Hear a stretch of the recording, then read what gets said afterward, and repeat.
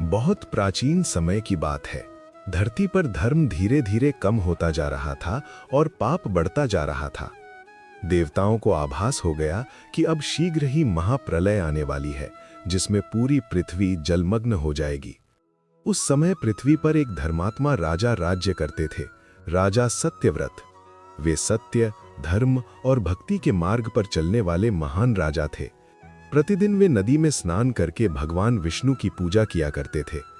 एक दिन जब राजा नदी से जल भर रहे थे, तभी उनके कमंडलू में एक छोटी सी मछली आ गई। राजा ने उसे बाहर निकालना चाहा, लेकिन मछली विनती करने लगी, राजन, मुझे मत छोड़िए, बड़ी मछलियां मुझे खा जाएंगी, कृपया मेरी रक्षा कीजिए। राजा को दया आ गई और उन्होंने उसे अपने कमंडलू में रख लिया। पर आश्चर्य की बात यह थी कि मछली हर दिन तेजी से बड़ी होने लगी। जल्द ही वो कमंडलू में नहीं समा पाई तो राजा ने उसे तालाब में छोड़ दिया। लेकिन कुछ ही दिनों में वो तालाब में भी नहीं समाई, फिर नदी में और अंत में समुद्र में छोड़ना पड़ा। तभी मछली बोली, राजन, अब आप मुझे पहचानिए, मैं स्वयं भगवान विष्णु हूं, मत्स्य अवतार में। राजा दंडवत होकर उनके चरणों में गिर पड़े।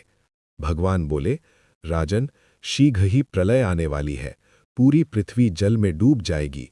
तुम एक विशाल नाव बनवाओ, उसमें 7 ऋषियों, सभी प्राणियों के बीज और धर्म की रक्षा करने वाले ग्रंथों को रख लेना। जब प्रलय आए, मैं स्वयं तुम्हारी नाव को सुरक्षित स्थान तक ले जाऊंगा।